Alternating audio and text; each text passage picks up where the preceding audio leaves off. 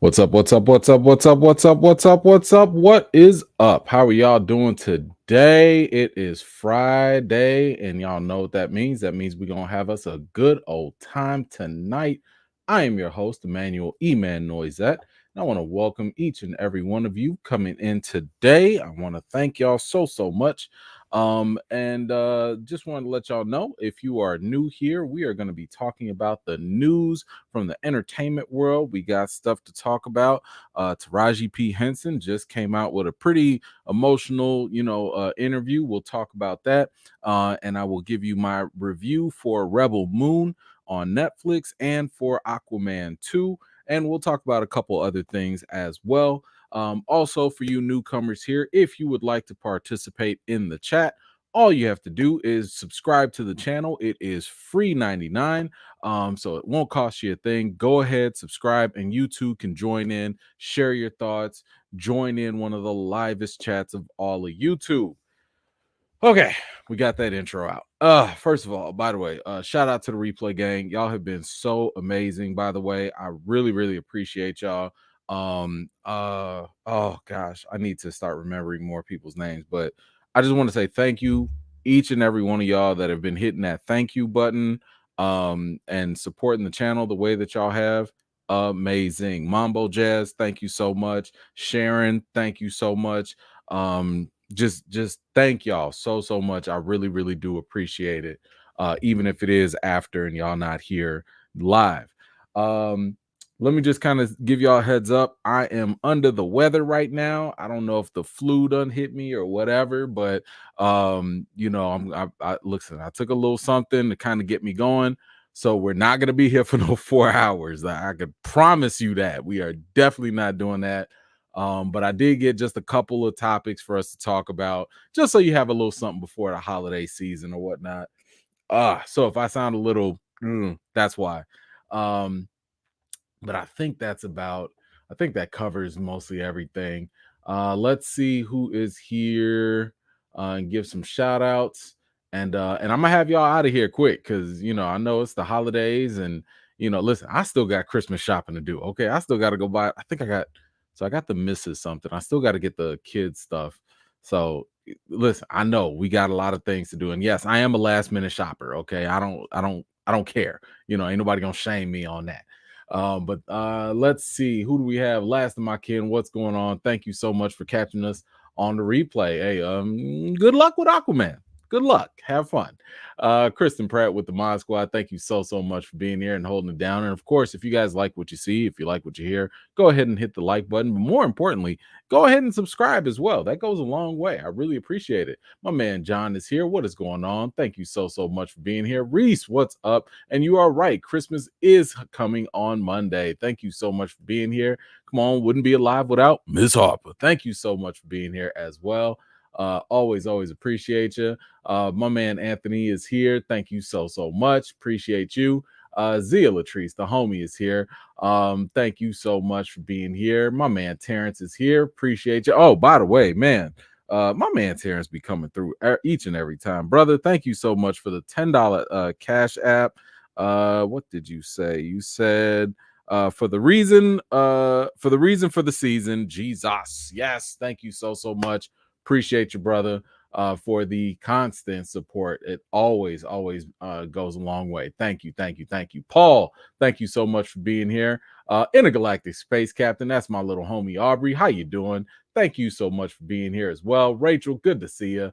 Thank you so much for being here. Leandra, good to see you as well. What's going on, Diamond? How are you? 60 plus in the building. My man Angel is back. Thank you so much. We got my homie Deborah Rodriguez is here. Thank you so much for being here. Talented One, what is up? Thank you so much for joining. Tasha, good to see you again. Let's see. Darth Yang, what's going on? My man Johnny Washington, what is up? Good to see you. Treese is back in action. What's up, Callow? How are you? My man Didier's back. Good to see you. Jesus, sorry. Dying. Dex of Reason, good to see you too. Thank you so much. There we go. My man Pierre is back. Good to see you. My man Mike as well. Thank you so much. Mama J is in the building. Always a pleasure to have you. Thank you so much. Who else? I see my man Nelson V is here. Tasha, good to see you. We got the homie Alib holding it down. Thank you so much. Sunspot, I see you as well. Shogun, there you go. Anna Babe, good to see you too. Lamar, Shar, I see y'all. Thank you so much. And who else did I see? Soto, what is up? My man Chris is back. Always pleasure to have you. Rundown Productions here. Kiki West. And shout out to everyone that has made it out tonight. I really, really, really do appreciate each and every one of y'all. Let's see, Anthony, what you got? Rumors are going around that Will Smith and Marvel are talking about Kang. Well, he has a slap so powerful that it almost destroyed a 40-plus year career. The Avengers stand no chance. Thank you so much for that. Let's see, you got another one. Or they could get Terrence Howard. Come on, it's the multiverse, man. So thank you, by the way, for both of those, man. I really appreciate you. I would just say that all of those are not substantiated rumors from any sources that I give any credibility to. I've seen a whole bunch of stuff flying around from Terrence Howard to Will Smith to Denzel to, like, people are just talking. I haven't heard anything from any reliable sources that have actually confirmed anything when it comes to Kang.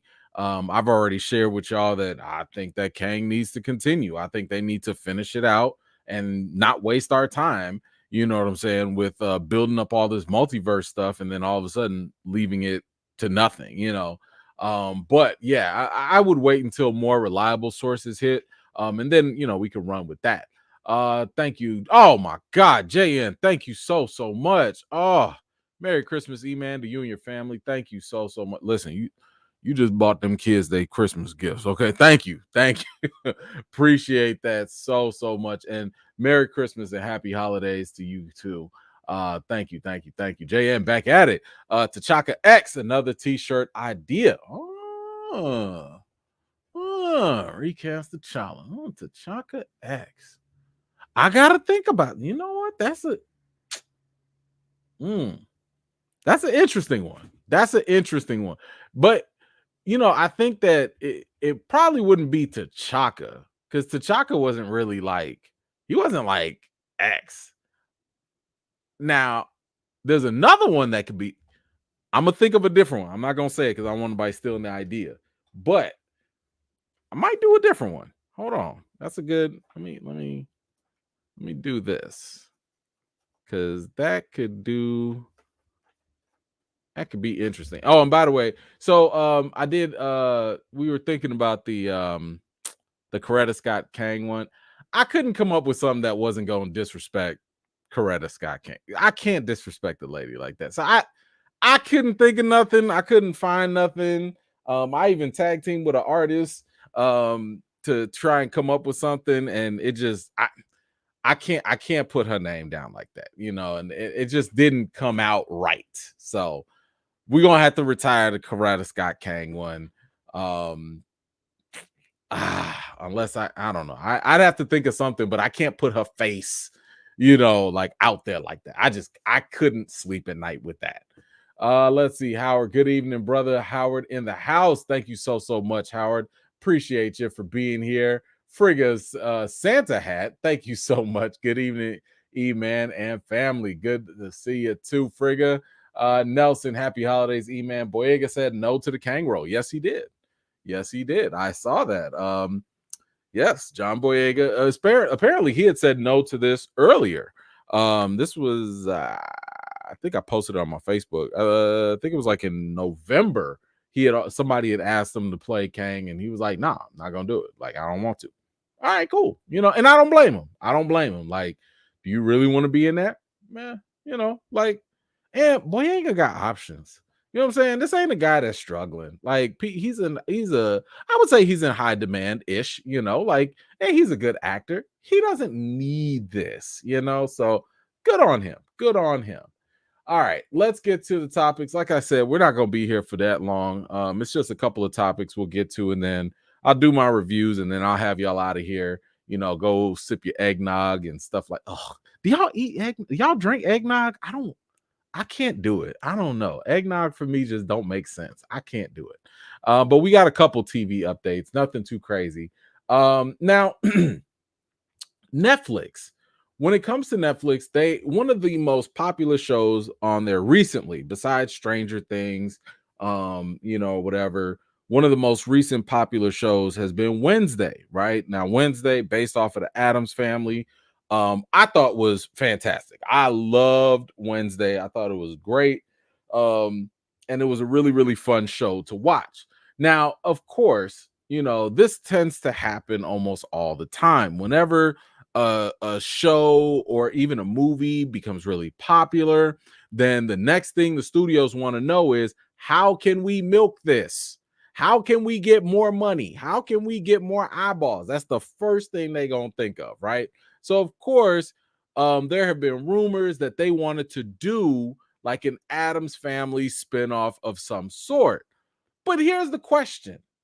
If you're going to do an Addams Family spinoff, who are you going to do? Because to me, Wednesday seems to be the most interesting. Now, maybe you could do something with the daddy and the mama, maybe when they were younger, maybe. But I'm just saying, like, Wednesday just seems like, and I wouldn't even say Wednesday would have been the most interesting, but I'm just like, do y'all really need another spinoff for all these people? But apparently, Netflix got to talking and they say, you know what would be hot? An Uncle Fester spinoff. Yes, Uncle Fester. The character everybody was talking about. Everybody was saying we want more of him. That's who they talking about doing a spinoff. It says Variety has confirmed that Netflix and producer MGM Television are indeed aiming to spin off Wednesday to focus on Uncle Fester. Why? I mean, listen,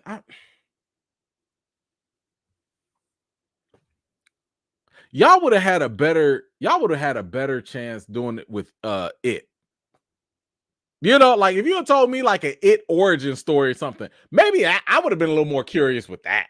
But Uncle Fester, I mean, watching the show, don't get me wrong, like they did say all these crazy things Uncle Fester was doing and all these stuff, but I don't know. I don't know. I don't know. But like, y'all tell me, do y'all want to see an Uncle Fester spinoff? Is that something that interested you if you did watch Wednesday? I mean, I thought it was funnier just hearing about his escapades and hearing about, what he was running away from the law and all this. I thought that was funnier rather than let me just go ahead and see it. Because sometimes you don't always have to get that funny thing. You know what I'm saying? Sometimes it's easier when it's on the side.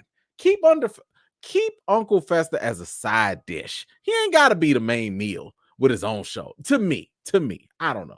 But y'all let me know. Are you in for an Uncle Fester spinoff show? Is that something you'd be watching? Whatever you think, let me know in the comments down below. Let's see. We got one more here. Actually, yeah, let me get this one here. Oh, this one broke my heart. So, there was this show. I don't know if y'all have seen this or not, but I hope y'all have. Warrior. Warrior was a show that basically came up. It was originally created by Bruce Lee. It was something that Bruce Lee was coming up with, and he was going to make it a whole series or whatever. But of course, he passed away, couldn't do it. But Cinemax. It used to be on Cinemax, and it got canceled after season 2, I think. And then HBO, or Warner or whatever, they picked it up. And I was like, yo, I hadn't heard about this. I heard that they renewing it. Let me hurry up and watch this. So I watched season 1 and season 2, and it was phenomenal. I love Warrior. That is a show that I have to say was really, really fun. Especially it's like it's martial arts with a little bit of history, and it's almost like a Western. and it's really, really cool. You get to see like the different cultural and political stuff going on, with these two different cultures mixing together. I thought it was really cool. And they got my man Joel Towson or whatever, buddy that played Sub-Zero. He's a beast in this. Okay, my man does not play in this show.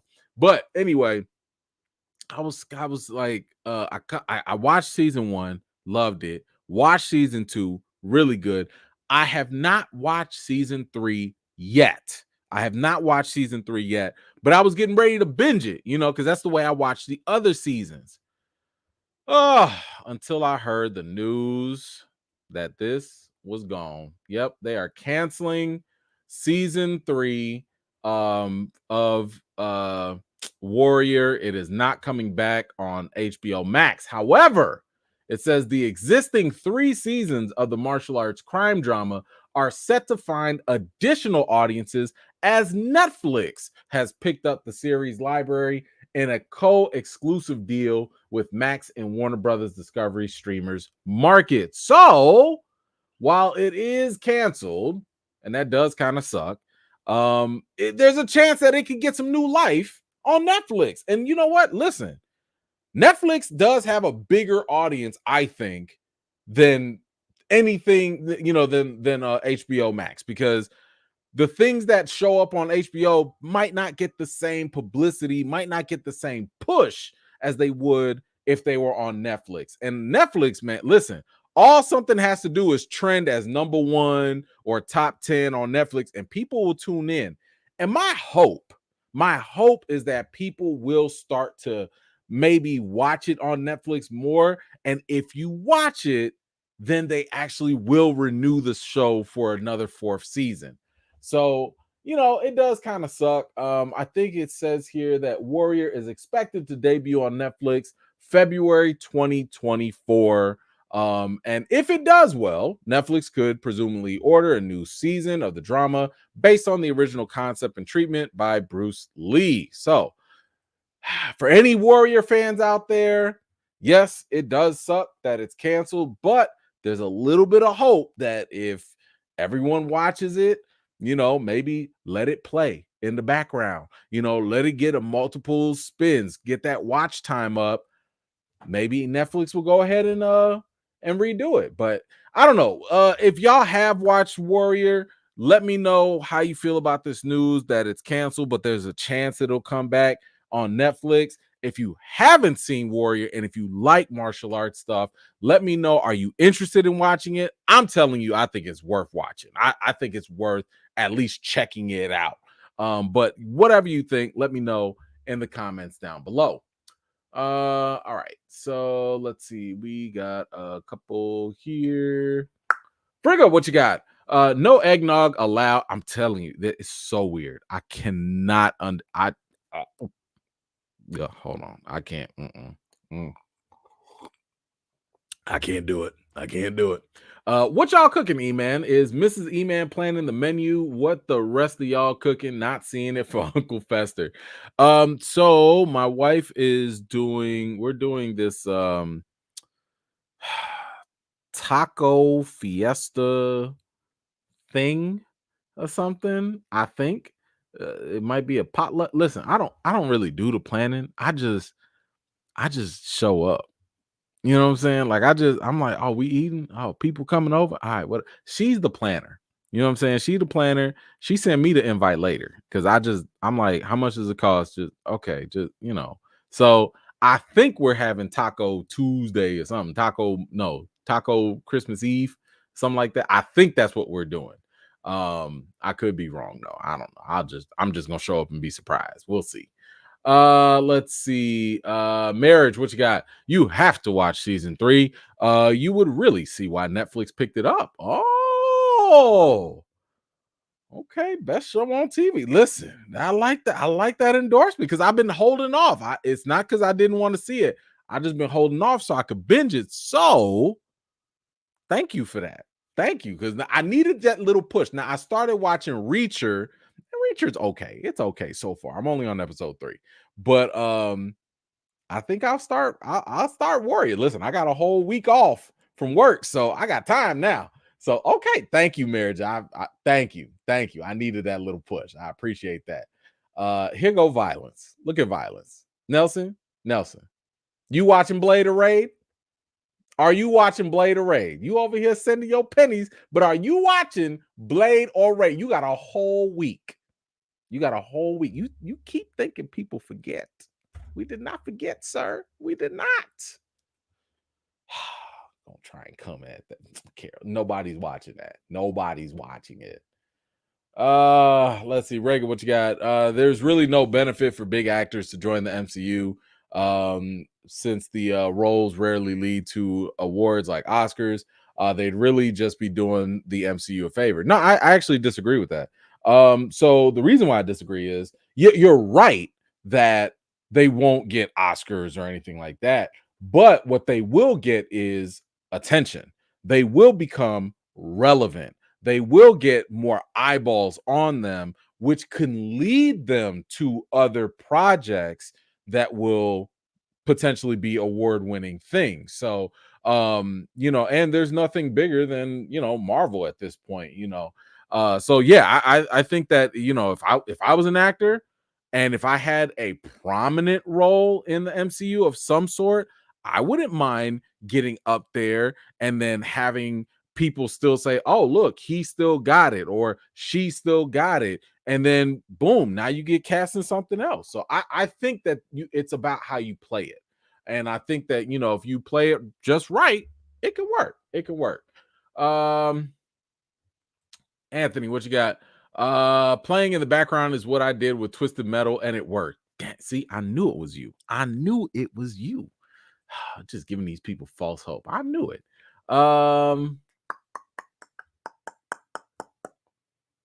You know what, Tony? I'm gonna save your comment for later when I talk about, because I'm gonna talk about Aquaman and Zack Snyder. So I'm gonna save your comment for a little later, and then we'll get to that. Okay, so hold tight. We will get to it. All right, let's move on and talk about the movie business real quick. Now, if you let certain directors, tell you, oh, the movie industry, the culture is dying. Things are no longer cinema. The movie business is in shambles. But, everybody don't have to listen to certain directors all the time, because sometimes other directors have different opinions, and one of my favorite directors that has been coming out and spitting nothing but the truth lately has been Christopher Nolan. And Christopher Nolan, just one more time, I just wanted to take a moment to highlight this man just real quick, because he had some thoughts on the movie business. And of course, I brought this up before, but I think this man is on to something. But let's see what he believes about the movie business in this latest interview that he just gave. And he said here, I've just made a 3-hour film about Robert Oppenheimer, which is rated R and half in black and white, and it made $1 billion. Of course, I think films are doing great. I feel great about the state of the movie business based on my own experience, but also based on seeing other movies break out, seeing audiences come back. Would you look at that? Would you look at that? And I thought cinema was dying. I thought the art form was dead. I thought it was just big IPs and big franchises and superhero movies, all 6 or 7 of them killing all 70 something movies out there. But look at this guy. He made a movie about a scientist that made a bomb, put it in black and white. You're not supposed to have long movies in the theaters because it usually shortens your runtime, which caps your money. And he still made almost $1 billion. What's wrong with the movie business again? I told you, listen, I've been telling y'all since the pandemic, since 2020, I was telling y'all the movie theaters are not going to go anywhere. I've been saying that consistently. Go check the tape. There's too much money to be made, and people will always show up. If you have good marketing, which this one had great marketing, better go thank Barbie. And if the movies are good, if the movie is good, people gonna show up. And they did. So I just love the fact that my man is actually putting out there the counter message, and it's coming from someone that has like stature. You're not talking about some random director that ain't nobody, heard of or whatever. This is Christopher Nolan. This is the same one that the film bros, the people that say film and not movies, this is the same people that they tout and love as well. And he's telling y'all, no, this is all good. We good, baby. It's gravy out here. What y'all talking about? I love it. I love it. So I just want to take a moment and highlight that, because I hate the idea of everybody trying to jump on this bandwagon. Theaters are dead. Movies are done. Cinema is dying. Shut up. No, it's not. Movies are just not as good. And the industry has changed. And the culture and the appetite of the audience has changed. You know what happens when that happens? You need to adapt. You need to change how you approach filmmaking. You can't sit here. There's a reason why we no longer have black and white movies with no sound. When movies started to have sound, did people start crying and saying the sky was falling because, oh my God, cinema is dead because now we can hear? No. Movies changed, so people changed. Audiences changed. Filmmakers changed. So right now, when things are changing in the art form, you either get with it or get left behind. That's it. It's that simple. Change is not a bad thing. It just happens. Anyway, I just wanted to get that off my chest because I was, I like it when we get the counter message from the people on the inside. But what do y'all think about Christopher Nolan's comments about the movie business? Maybe you disagree. Maybe you agree. Whatever you think, let me know in the comments down below. 60 plus. What are we doing? You're doing fried catfish gumbo inside. Oh, New Orleans. Hold on now. Hey, that sounds kind of delicious. You send a plate. I'm just saying that sounds real good. You gonna have some cornbread, man? Just a little peach cobbler. I'm an apple cobbler kind of guy, but I understand the peach cobbler as well. I'm just saying that I might have to go take a second look at dinner now. Yeah, that sounds great. That sounds great. Thank you so much. Let's see. Marriage. The first episode of What If was pretty good. I haven't said that about a Marvel product in a while. Yes. So thank you so much for that. Marvel has released What If, in case y'all didn't know. The What If episodes are coming out every day. So every day there will be a new episode that comes out. And I agree. I did see the first episode. It was cool. And I think what makes those episodes cool is that they're not just like swaps. It's not like, oh, what would happen if Rhodey was Iron Man and not Tony? Like, no. Just tell original stories that have alternate endings, or whatever. Like, that is pretty cool. So I'm with you on that. I liked it. I think that it's definitely headed in the right direction. I gotta watch the rest of them to see how I feel about them. But either way, so far so good with What If. All right, let's go on. We got another one here. So y'all know Batman is where the money resides when it comes to WB. And Batman has been hit or miss depending on who has played them in the past, right? Of course, I already told y'all my GOAT Batman is Michael Keaton. And nothing really changed that, at least not yet. And shout out to Kevin Conroy. He also, he's up there too. But recently we got a little taste of Batman coming back. And spoiler alert, I mean, it's whatever. I don't care. It's too late now. But George Clooney had came back at the end of The Flash. And he was the Batman of that time period, right? And here's the thing. George Clooney's Batman is probably one of the worst Batmans that have ever been portrayed on screen. Just one of the worst. So you could only imagine when I saw him show up in the Flash, I was like, ugh, what are we doing? Why? Why are we doing this? But because of the way the Flash ended, I was like, wait a minute. So you gonna put the Flash in the same trash dimension as the trash Batman, and y'all gonna keep him there?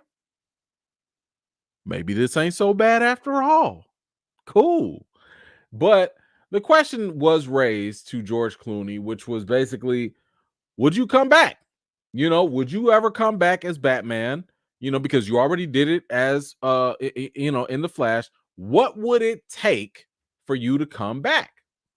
So he said here, I thought there was so much clamor for me to come back as Batman, as you know. There was a clamor. Now he's saying this sarcastically. I actually said, where are my rubble nipples? And they were like, can we do it without the rubber nipples? And I was like, well, it's not really my Batman, is it? And when he was further pressed on whether he would come back as Batman, he said, I do not think there's enough drugs in the world for me to go back. Oh, who said dreams don't come true? Who said? Because I'm sitting here like, no to the bat nips. No thanks. No thanks. You stay over there in that bad dimension with the Flash. Y'all stay over there.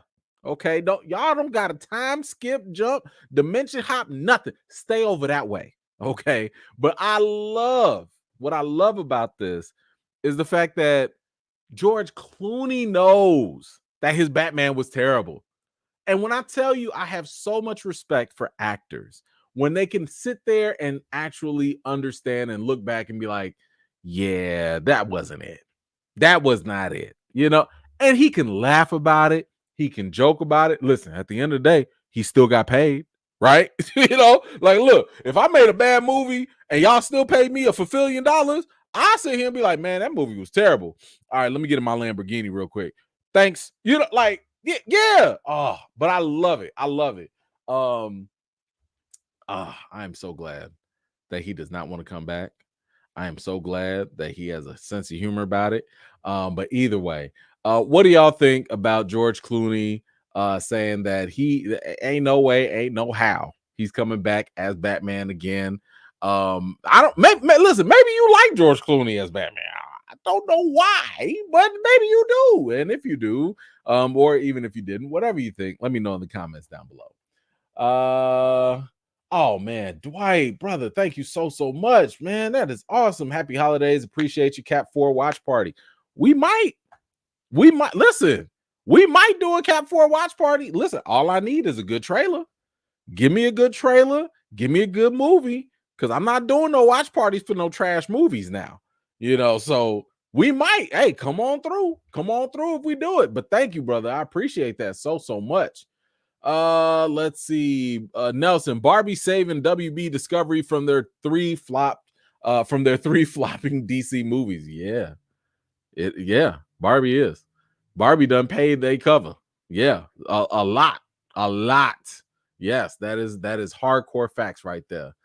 Let's see. What do we have here? All right, let's talk about another return here. So there's been a whole mess of talk with the MCU when it comes to Fantastic Four and who's going to get cast and who's going to be in this and that and blah, blah, blah, blah, blah. There's all this talk. But this has been the more recent thing that has come up, at least from a more reputable site, because there have been rumors all over the place. And I've talked about this before where I'm like, you know what? I wouldn't mind if this guy comes back. I would not mind. But we have here Mads Mikkelsen is reportedly in talks to return to the MCU in a new role. Now, who could that be? Now, listen. The MCU is on the verge of potentially rebooting. And I know one thing is for sure. Now is not the time to mess around. Now is not the time to sit here and be like, hey, we're just gonna bring this very popular actor in for this little gag, and ha ha ha, we're the MCU and we ain't got nothing to lose. Yes, you do. You got us to lose now because you took us to the mountaintop and then you came all the way down to the valley with phase 4, and you getting a lot of people starting to question you now. You know, it's almost like that Dave Chappelle joke where, like, you know, if somebody's driving and they make 2 suspect left turns, and you be like, nah, man, let me get out. I don't know where you going. Where are you going? You know what I'm saying? We was in for the ride with the MCU for a while. Okay, we was kicked back, had the windows down, feet propped up. We was chilling. Then they made them 2 suspect lefts, and we was like, yo, what where are we going? So all I'm saying is, if y'all gonna bring Mads back, if it ain't Doctor Doom, what are you doing? If it's not Doctor Doom, what is the purpose? Because y'all wasted him. Wasted him in Doctor Strange 1. Wasted him. I can't even pronounce that the character's name. What was this actor's name?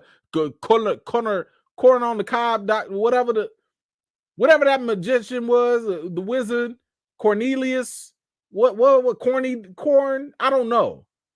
It was so wasted. And y'all wasted Idris Elba too, by the way, but that's another conversation. So if he's not playing Doctor Doom, y'all just wasting our time.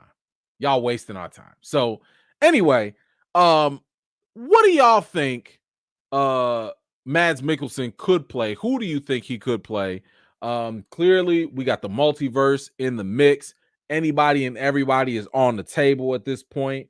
We had heard other rumors. I think, who was it? I think it was Jake Gyllenhaal was in the running for Reed Richards and stuff. So basically anybody could be whoever at this point. What was the name? Hold on. Caecilius? Caecilius? If you don't get these Game of Thrones names out of here. All right, whatever. But thank you for that. Appreciate it. I don't know. Who do y'all want Mads to play in the MCU if he is actually coming back? Whatever you think, let me know in the comments down below. Right. Frigga, if they don't get Blade right, who cares? Listen, Blade has to be one of the easiest movies that they can just make without any real stakes. Like, you're talking about every vampire movie that's out there has a baseline. You just have to be cool with a sword or your guns, your weapons. Don't be cheesy. Don't add stupid humor. You know, you could add a couple one-liners, of course, but as long as it's action packed and it's bloody and it's you know, you got a halfway decent story, that's the baseline. That's movies 101. That's not that. Come on now, that's not hard, you know. So like, if Marvel can't get Blade right, they are definitely in trouble. They are in trouble at that point. But thank you, Frigga. I appreciate you. All right. Well, what else we got? Oh, okay. Now looks like we might have a big merger on our hands. Now, in case you did not know, we have a plethora of options when it comes to streaming services and different, you know, networks that you can sign up for and all that. And it looks like we might have 2 companies coming together to basically bridge the gap. And we're looking at Warner Brothers Discovery and Paramount Global in merger talks. Whoa, whoa, whoa, whoa, whoa. It says Warner Brothers Discovery and Paramount Global have held talks about a potential merger of the 2 media companies. Now, here's where it gets juicy. Warner Brothers Discovery and Paramount would be looking to pool their assets, which span TV, film, sports, and streaming, to gain greater scale and operational efficiency. Specifically, WBD and Paramount would have an interest in combining their Max and Paramount Plus premium streaming services to better compete with the likes of Netflix and Disney's Disney and Hulu Plus. Now I gotta say that at first I was a little concerned, like, dang man, why y'all coming together? What are y'all doing? But then I was thinking, like, you know what? This might actually be a good idea. Because let's be honest, the one thing that's keeping most streaming services afloat is content. The reason why Disney Plus has not gone out of business or whatever is because they bought the Fox library. When you have that Fox library and you have Hulu and you got all the, man, you got hella content for days. Now Disney can compete with Netflix. This is one of the reasons why Netflix has been able to stay afloat for so long and be at number one, because they have so much content. But is Paramount going to compete? How? When? Because ain't no way to listen. All they got is Star Trek and maybe a couple other things. Star Trek ain't finna keep them up there like that. And don't get me wrong, WB, they're decent too, but WB is struggling. Okay. Listen, they just dropped the movie just now, and it might not make their money back. They just dropped a couple big blockbusters and they not making their money back. All right. They done wrote off some movies just for tax purposes. So both of these companies are struggling to some degree. Paramount does have South Park. Good catch. But either way, I've always been of the opinion that because the streaming networks and these companies, because they keep raising their prices, at some point we're not going to keep juggling 6, 7, 8, 9 streamer accounts and bills. We're not going to do that. At that point, we might as well go back to cable. So, in the next 5-10 years, we are probably going to end up just keeping 4, maybe 5 at most. So if that is the case, well, if you can't beat them, you might as well join them, right? So if Paramount is like, I don't know, number 8 on the list and WB is number 4, you might as well go ahead and join up with them now, merger up, and now WB Paramount, what do you even call that? Paramount Max? Max amount? Like, what do you call it? I don't know. But whatever they do, that is going to put them in a much better position to compete, as they just mentioned here. And looking at what they have to offer on the film side, Warner Brothers would acquire top tier properties from Paramount, including film franchises like Terminator, Transformers, Mission Impossible, Top Gun, A Quiet Place, Teenage Mutant Ninja Turtles, The Godfather, Paranormal Activity, Scream, and Star Trek film franchises. It doesn't sound bad. That does not sound bad. I think I would support this, because the one thing I know is that if all these other little companies go away, I would not be opposed to it, because let's just say there's a big 4. Let's just say it's Netflix, Disney, Amazon, and then Warner Brothers. Sorry, Apple. I don't know if y'all gonna catch up or not. But let's just say it's the big 4. Well, if it's the big 4, now we can start maybe having a little bit more competition with the prices. Now, it would be terrible if it was only just one. Like if it was just Netflix and that was it, well, then you got a whole monopoly. You don't want that.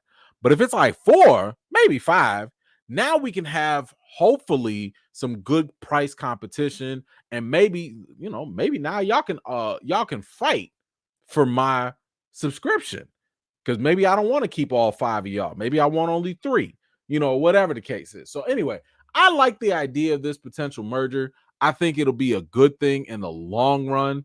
I could be wrong. I don't know. But whatever y'all think, let me know in the comments down below. Are you for this merger? Are you kind of apprehensive about it? Whatever you think, let me know down below.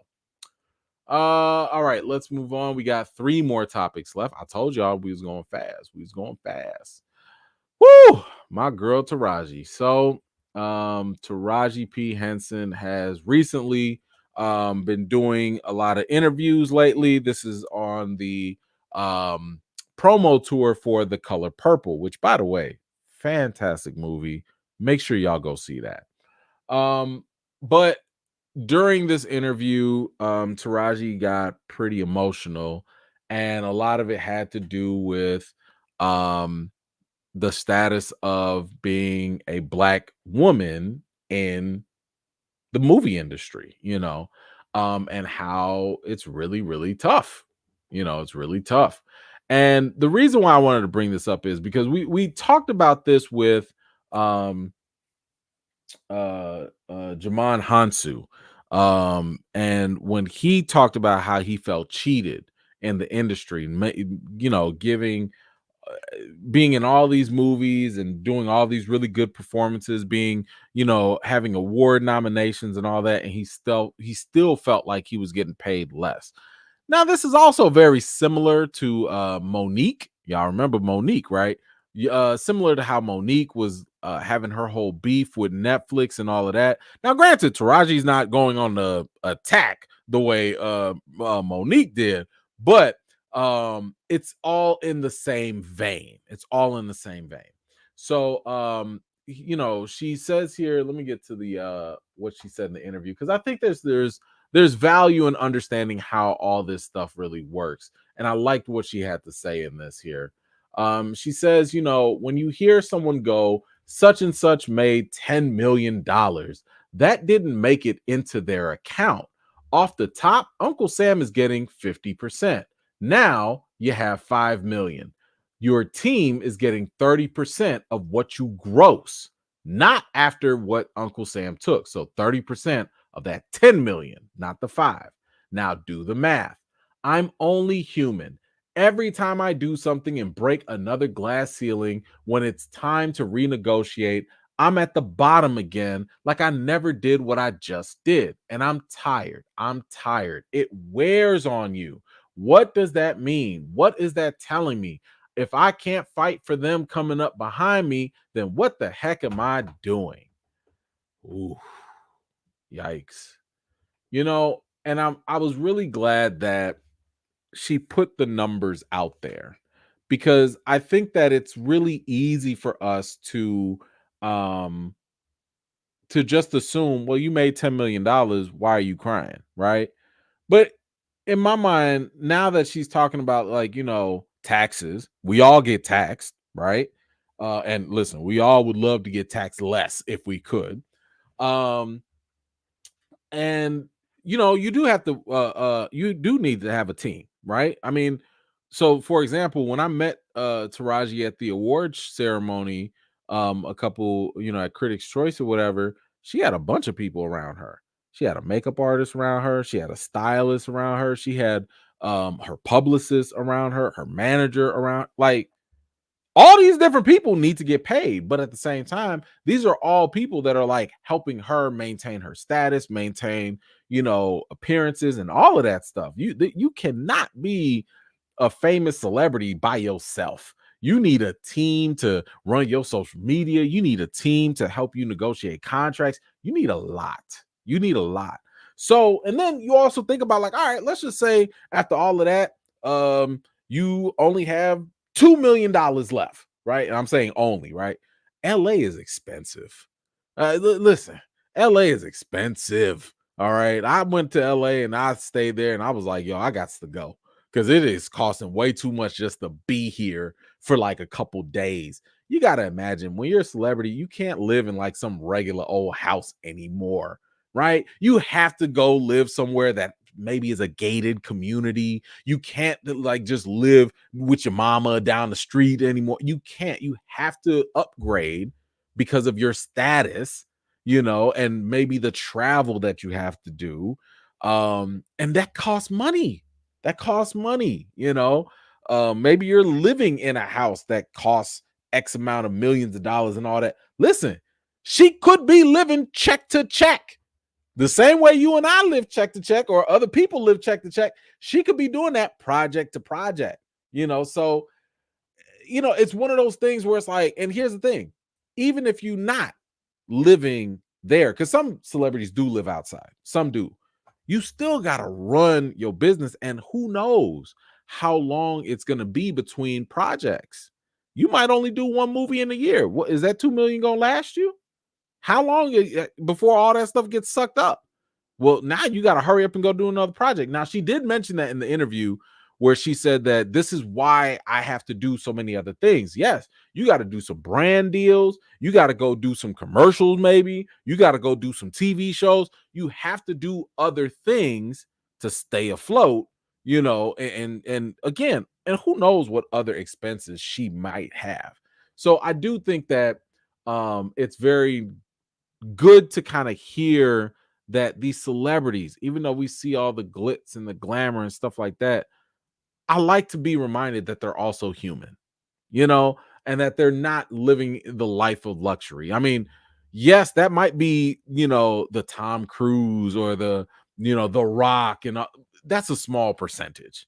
But like the other folks, they're not living like that, and they have to fight harder than the average person. I think they even said something like she got maybe 10 mil or something like that here. Actually, let me get to more of the interview here. She said here 20 plus years in the game, and I hear the same thing. And I see what you do for another production, but when it's time to go to bat for us, they don't have enough money. And I'm just supposed to smile and grin and bear it. Enough is enough. That's why I have other brands, because this industry, if you let it, it will steal your soul. I refuse to let that happen. And good on her. Good on her. I'm very, very happy that, even though she got very emotional on this, I'm happy that she's not letting it tear her apart, because I can only imagine the stress. You have to think about it like this. In Hollywood, there's already a gender gap, right? The Rock is going to make way more money than Jennifer Lawrence, or whatever. Like that, you're just going to have that gap. Then you also have a racial gap. There's going to be a gap where white actors are just naturally going to earn more than black actors. That just happens. So you have the gender and the race. That's already two check boxes right there for Taraji. Then you also have the age factor, because as actors get older, they stop being as high in demand compared to when they were younger. The amount of roles offered are not the same. You might not be a lead if you're, I think she's like 53 right now. Now she looks great for 53, but I'm just saying, over time, it's only so many roles that are going to be offered to her. She might get stuck playing the black mama after so long. You know what I'm saying? So you have all these different types of barriers and stuff that limit you. And then of course you have the studios, because, and I know some people were there was some beef or whatever, or some people were talking about how Taraji was having issues with Oprah because she was one of the producers of Color Purple or whatever. Well, here's the thing: the producers are not the ones that actually like dish out the money per se. Now, of course, they facilitate things, but it's the studio that has the final say, because they're the ones actually handing out the money. So when the studio, so if the producer says like, "Yo, can we get my girl Taraji a little bit more money or whatever?" The studio might be like, see about that. I don't know. I don't know. So like, this is what she's talking about when she says she has to start from scratch. She can't say, "Yo, I've been Oscar award nominated 2 times. I won an Emmy." She can't say that and get the same type of leverage that apparently her co-stars might get, and that can be frustrating. Matter of fact, the director of Color Purple even mentioned how Taraji and a bunch of other folks in the movie, they still had to audition. And it's like who like why? There's some now, don't get me wrong, some people, okay, I get, but like these are seasoned veterans here in this movie. What are they auditioning for? Like at some point you got to graduate past the audition level. Look, Tom Cruise ain't auditioning for nothing. You know what Tom Cruise gonna give you. You know what I'm saying? Will Smith ain't auditioning for nothing. At some point, you're just gonna get a role. So it does kind of suck that they're doing that. And I think that there was also um what was it? No, I won't talk about that.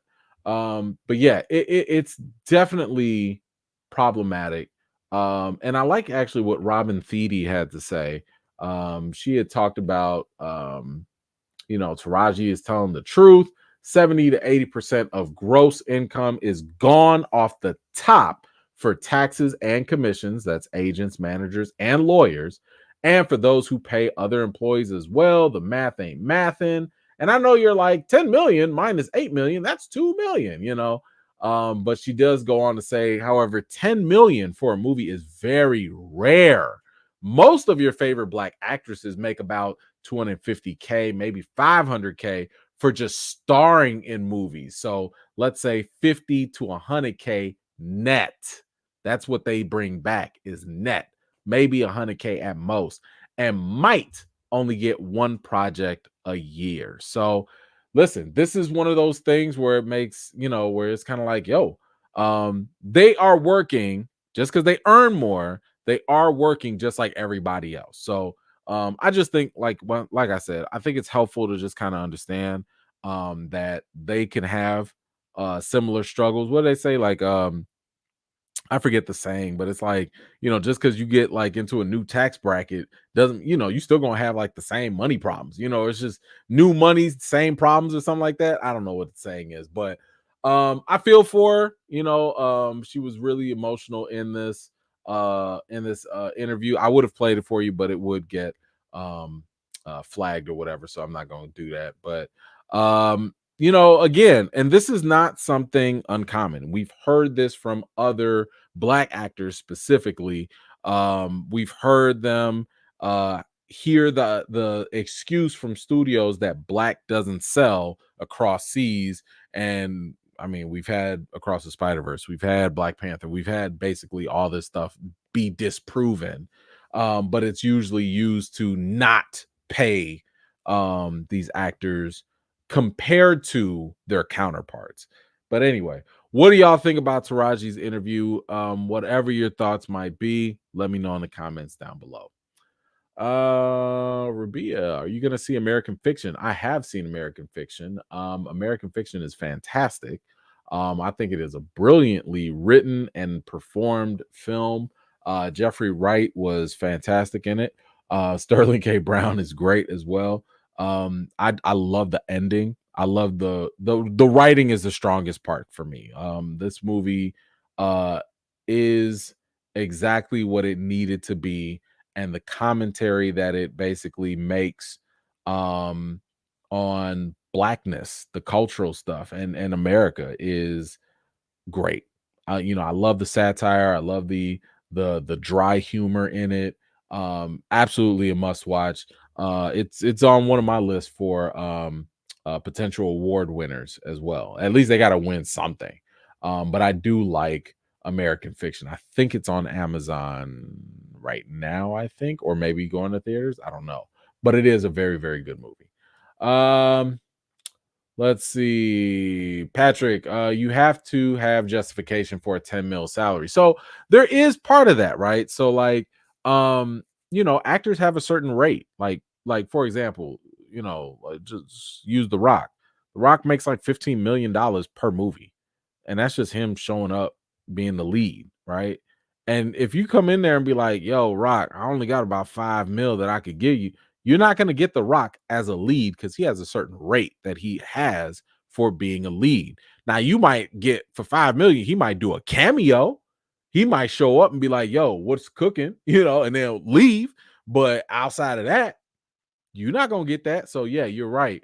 You do have to have the justification. But I think the argument that Taraji is having is the fact that, like, when you look at her resume and the things that she's done or been a part of, when you compare her to other people on her level, she's saying that she's not getting her justifications even heard. That's what she's saying. So, for example, she did an interview about Benjamin Button, right? And she was like, look, they offered I think like 100,000 for her to play in Benjamin Button, and her team was like, look, we like 500,000, and they only bumped her up to like 150, and she even said it. She was like, look, I know that I'm not gonna, I'm not asking for Brad or Brad Pitt money. Like Brad Pitt puts butts in seats. I'm not Brad Pitt. So she's not delusional, but she's like, but at the same time, if you got the budget for like, I don't know, 5-10 million, and all I'm asking for is like half a million, and you're only offering 100,000, and I'm third on the call sheet. So we're not talking about a bench warmer. We're talking about one of the starters. Okay. And you can't give 500,000. Come on now. Y'all piss 500,000 on like just flying people out, on a red carpet or something. That's nothing. So again, the justification, you're absolutely right, but it does matter. It's relative. It's relative. Chris, what you got? Actors need to learn how to negotiate and learn to count money and learn how to create streams of income like these YouTube people, and stop being high maintenance. Also, Merry Christmas, man. Thank you so much. Merry Christmas right back to you. And I mean, to be fair, she said that's what she's doing. You know what I'm saying? She's got other streams of income to make up for it, and I would say that in today's world, especially with social media, especially with brand marketing, it would be essential to learn to do all those different things. I think Kiki Palmer was just saying that in an interview as well, that she's got to wear many hats too. I mean, she's got to go do brand deals. She's got to go listen. Everybody got a podcast. Go get a podcast, get some sponsors. Like everybody's got to do something. But at the end of the day, everybody is working one way or another. One way or another. But thank you so much. I appreciate you. All right. Jesus, I'm gonna have to save that for later. You trying to make me think. I'll get to that one. I'll save that for later. All right. So let's get into Rebel Moon. So I recently saw Rebel Moon. This is Rebel Moon Part 1. And this was the movie that I've told y'all for a while that I was somewhat excited for, because when it comes to Zack Snyder, I've always said that I really do believe that he flourishes and does so much better when he does not have the strings of expectations attached. In other words, if you let Zack Snyder do something on his own that is not attached to an IP that everyone knows or whatever, then he can do a better job with that, right? And this was his opportunity. Rebel Moon was his opportunity, no strings attached. Netflix said, yo, man, go out there and just do your thing. So we got Part 1. Now, all right, I won't talk about that yet, but let me give you just a quick intro on what Rebel Moon is all about. And it's the description basically goes, when a peaceful settlement on the edge of a distant moon finds itself threatened by the armies of a tyrannical ruling force, a mysterious stranger living amongst its villagers becomes their best hope for survival. So, of course, the main star here is Sophia Boutella. And I've told y'all before, I really like Sophia. She is a really, really good actress in terms of her physicality.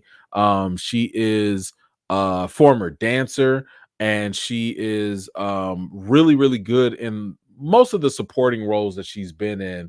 So knowing that she was gonna, be in a Zack Snyder flick with a bunch of action and stuff, I'm like, oh, she got this in the bag. That's gotta be nothing. So let me just talk about though first, the things that I did like about this movie. And I mean, one of the things was that there was pretty good action. Like the action was really good. And this is something that you would expect from Zack Snyder. I mean, if Zack Snyder is going to give you anything, this man is going to give you some good action sequences and some good fight scenes.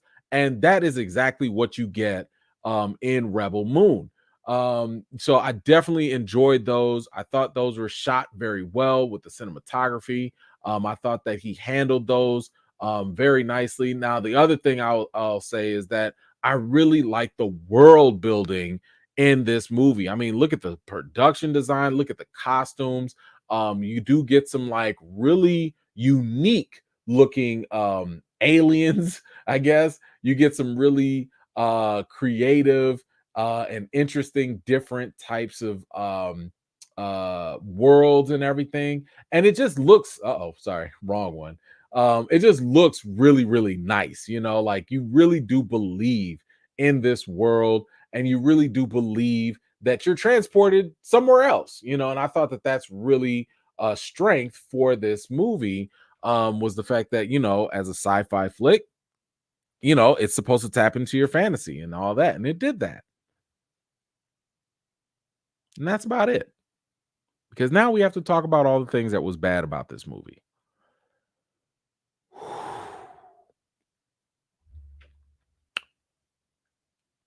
The writing is terrible. The writing for this is so flat. None of the dialogue felt authentic or real. Half of the time, these folks was talking, and I'm like, who the hell talks like this? Like, what are y'all doing? Nobody says things like this. No one talks in speech, you know? And it was just so weird. And then you also had like these themes that were not communicated well at all. They seemed so basic that it was almost insulting. I was just like, what are y'all talking about? You talking about this revolution and stand up against tyranny. And I mean, again, I get that, but you don't have to be so simple with it where you're like saying it over and over and over again. And when I tell you, this was so predictable. Like I almost wondered if they even tried. I had to ask myself, are y'all even trying to surprise people? Because some of the stuff in here is so you'll see it a mile coming, and it makes no sense why they just couldn't try harder. And when I say it lacks originality, I mean, when they sit here and talk about, oh, Star Wars this and Star Wars that, yeah, okay, you see the little lightsabers. I mean, they're not really lightsabers, but there's a scene at the end of this movie that I'm like, you just straight up just said, I don't even care. I'm just gonna copy. I'm just gonna copy their homework. I don't care. I'm just gonna do it. You just stole. It's straight up theft. There's a difference between paying homage to something and reference it. Like I would say this is paying homage to Star Wars, right? Because it's not really lightsabers, it's really some hot knives or whatever, but you're not stealing. But come on, man. There's a whole scene. You like, bro, what are you doing? Like, did you just give up? You just gonna steal their other movies? Jesus. And then on top of that, you had other moments where, like, I swear Zack Snyder copied off himself. This man said, let me go see what I did in 300 and copy that. You see the abs? This brother literally looked like an extra from 300, and he put him in this movie. But not only that, there's a scene where, I mean, the second I saw it, I was like, I know exactly what you about to do. You about to do the 300 leap. You about to do that same thing in almost every movie. Let me pick this up. Let me run. Let me stab this. Like, let me freeze frame in the air with the Jordan pose. You can't come up with nothing else. And I'm not saying that people shouldn't have signature things in their films. Everybody's got a signature something, right? So, for example, actually, this is another example. Zack Snyder, one thing that he's known for is giving you quality, slow motion action sequences. And a lot of times they work. I don't have a problem with it. I saw a lot of people talking about, the slow mo didn't work and all that. I'm like, how you going to go into a Zack Snyder movie and complain about the slow motion? Like, this is what he does. But in this movie, this man just says slow motion, slow motion, slow motion, slow motion. When you use slow motion in a movie, the point of slow motion is to emphasize something that's happening that audiences would otherwise miss. So, in other words, if I use a gun and I shoot at you real fast and like the bullet, slice through another knife or something and hit you in the head or something, like that's going to happen so fast, I won't recognize it as a viewer, right? So, you put that in slow motion so people could be like, ooh, dang, look at that. Zack Snyder in this movie was slow motioning things for no reason. Let me give you an example.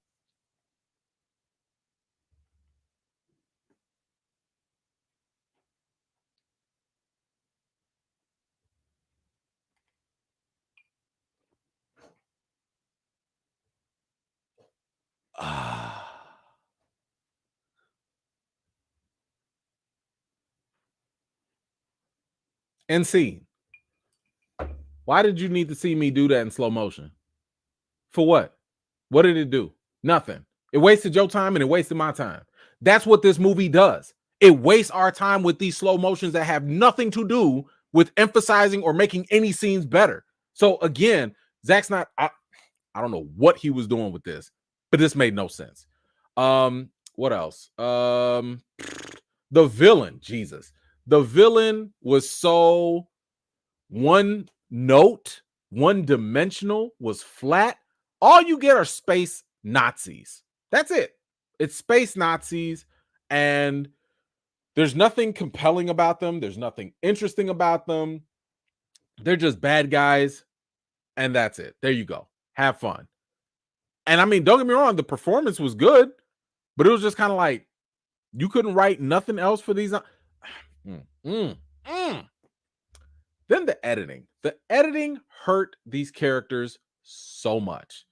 Because when I tell you that they chopped this movie up so bad that you have zero time to connect with any of these characters. None of them. Like, just none of them. None of them make sense. Matter of fact, let me go back to this one here. Because this right here, this android, I have no idea the point of this robot. I have no idea why this robot is here. I have no idea why this robot was in the movie. When I tell you they put this robot in here, he does have a thing that he does, but then they throw him in at the end and you're like, what? Why are you wearing this? What are you doing? Why are you here? Clearly, there were some things that were left out on the cutting room floor. And for whatever reason, we just can't see it. And it makes the movie make no sense.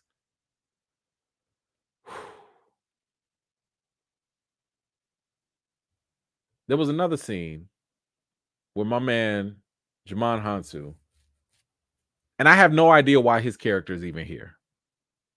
The problem goes right back to the writing because he's supposed to be this great general that other people have to say, you this great general, you this great, you so dope. All this man does is give a quick speech after the fact. At no point do you ever see this man generally. He is never doing the generaling that he's supposed to be so famous for. Why are we looking at this character? Why is this character here? What is the purpose? Why are you going to show somebody off and say that they can do all this stuff and then they don't never do it? What was the point? Why are you here? Now, shout out to my man because I think he almost 60 and look at he in great shape. That's awesome. But bro, what was the point? So, at the end of the day, Rebel Moon is the most generic, basic, remedial sci-fi movie from Zack Snyder at this point. And this really feels like a step backwards for what Zack Snyder is actually capable of doing. And I'm saying this as someone who likes Zack Snyder films. I liked Army of the Dead. I loved Dawn of the Dead. You know what I'm saying? I like Man of Steel.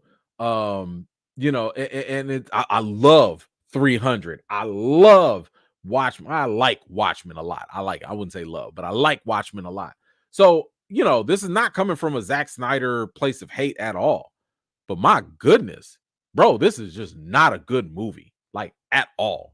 So when it comes to the rating for Rebel Moon, I got to give this like a 4 out of 10. Like this was not good. I know that it's part 1 of 2, and nothing about this movie encouraged me or gave me the desire to watch part 2. Absolutely nothing. I don't care. I really, really don't care. Now, I'm also going to say this because, and it sucks that, this news also affected part of the reasoning here, is because Zack Snyder himself, before this movie even came out, said that Rebel Moon was not only a part 1, but he was making 2 versions of it.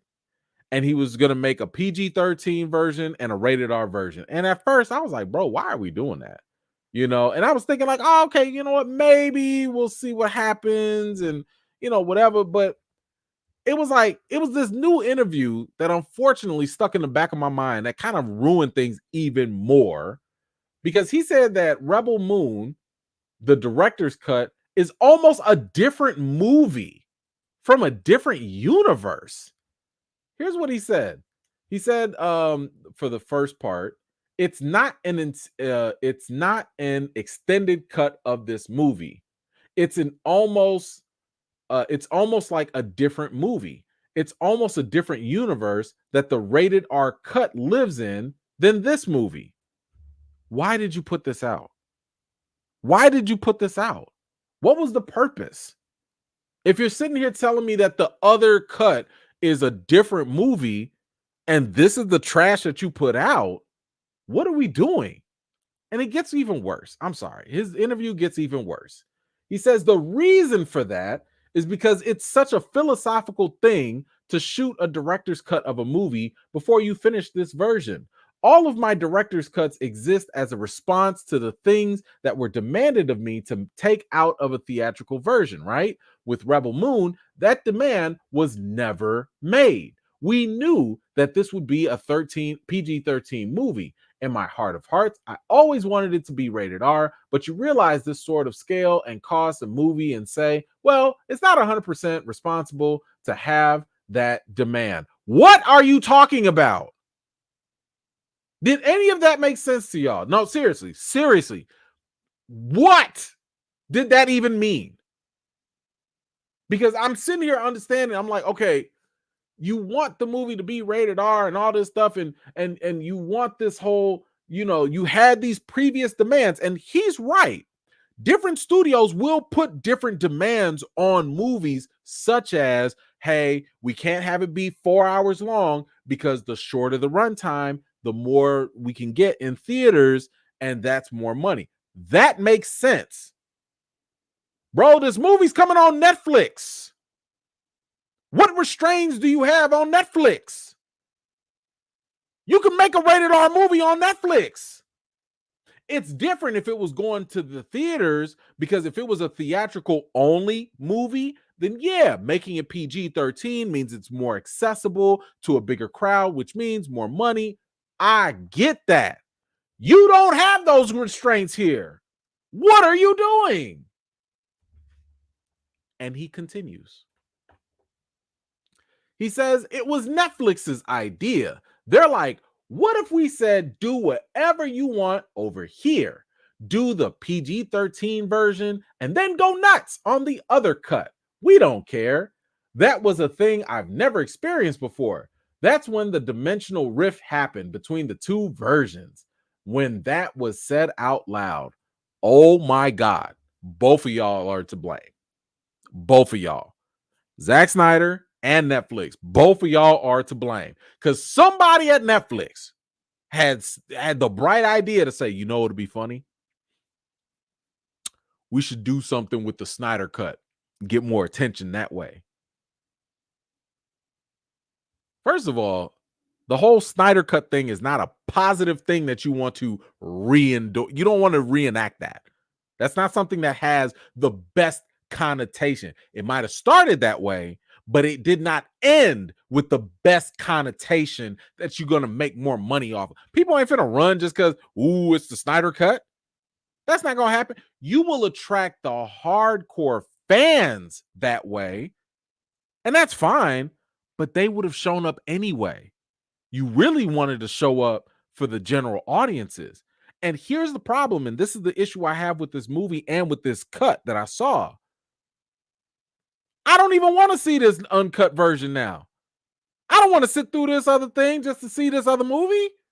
Why? For what? You already took 2 hours out of my life. Now you want me to sit through another movie that might be a different version. Maybe it's good. Maybe it's worse. I don't know.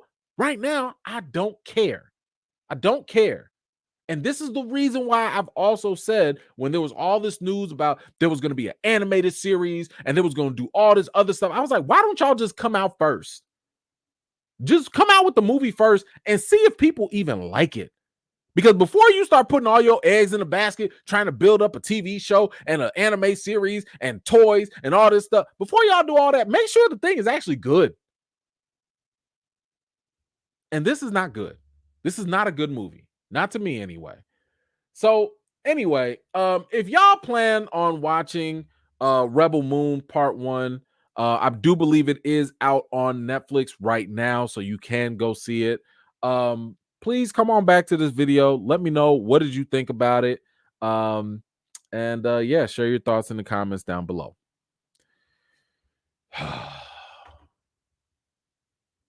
This movie stressed me out.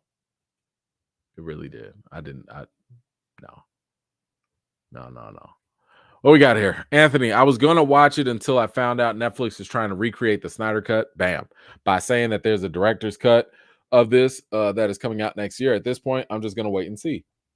And that was kind of if I wasn't in the position that I am in now, if I wasn't a film critic, if I wasn't somebody that has to watch these things before other people and stuff, I would have done the same thing. Because I even asked Netflix, I'm like, can we just get the unrated part now? Like, let me just rate that. I don't want to rate this PG-13 thing. And look what happened. Now I have to go on Rotten Tomatoes and make this thing even worse than what it is already. Hold on. Rotten. Where is it at right now? Because I know it ain't good. Look at this. It's at 22%. 22% rotten. And that's a lot of critics, by the way. This is about 1/3 of the people that usually review things. And I'm about to go on there and add my own. And I'm usually a nicer grader than a lot of people. This is not good. This is not good. Whew. Anthony, I feel you though. I feel you 100% on that. Frigga, what you got? Like Juvenile said, I like it like that. She working that back slow motion for me. Slow motion for me. Listen, that thing was that was, don't do no drinking games with the slow motion in this movie. Do not. I mean, when I tell you they wasted, I was like, why is she in slow motion? What is she doing? She's not even doing nothing. She's turning around to nothing. And you gonna put that in slow motion? Whoo. This is one of the reasons why. It's one of the reasons why I criticize Zack Snyder's ability of storytelling. Because one of the issues I have is that every director has a 4 or 5 hour cut of a movie. Everyone does. Every single one of them thinks every single thing is important. But the best directors still find a way to tell an efficient story by simply chopping things out and making it more efficient. And I do not believe that Zack Snyder always finds a way to tell an efficient story without being long-winded with his films. In other words, you should not need an extended extra version of a cut of a movie to tell a good movie. Why? Because we have a plethora of other movies that prove that you really don't need to do that. Yes, I know director cuts exist and all that. And don't get me wrong, I still watch them. But I'm saying if the average director that is successful in Hollywood can get away with doing a tight movie in an hour, hour and a half, whatever, without the need of a director's cut, you can too. All right. Sim, just because I enjoyed that slow motion drink of water so much. Happy holidays, man. Thank you so much, Sim. I appreciate you. I couldn't think of nothing else, but I was thirsty too. Anthony, what you got? Netflix knows his hardcore fans aren't trying to get Circum Snyder. They want his full movie, full uncut. See, and if that's the case, they should have just dropped that. Just drop the unrated cut. Just do it. You don't have to. Here's the thing. Do you really think that Netflix is about to make more money with this unrated cut? Either they're going to skip the first cut, or they're just going to save their time and wait and get the uncut version later. It's like you're not making no money on this. It's not like it'd be different if you were to tell me, "Hey, this is the version for theaters, and the Snyder cut is going to be for DVDs." That makes more sense because at least you're giving incentive to buy something again. I'll be fine with that. That makes sense. This on Netflix as a streamer makes no sense. It makes no sense at all. Larry, Levry, I'm sorry. Snyder turning himself into the Last Jedi shtick. Yeah, it's starting to get there. It's starting to get there, and it's bad. It's not a good look. It is not a good look. All right.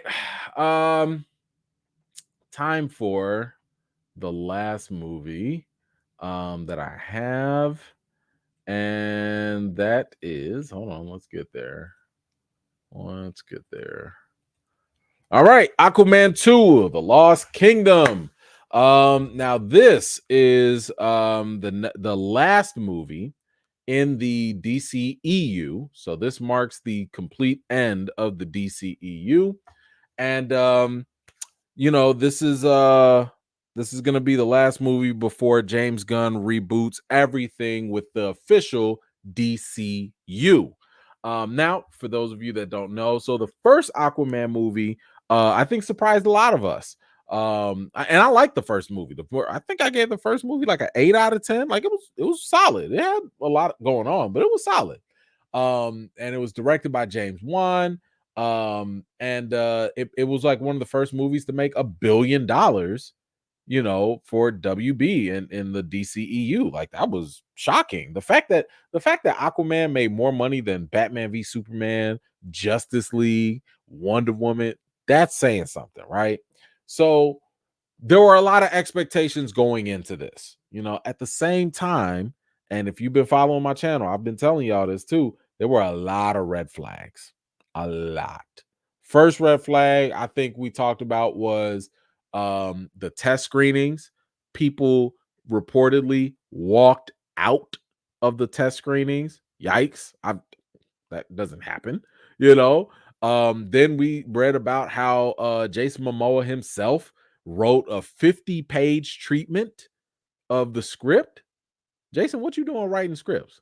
Like, what? I'm not saying you can't. I'm just saying, like, you sure you want to do that for this? So he wrote some 50-page script, and he also talked about how it had more jokes and it had more stuff in it. Okay, red flag. Okay.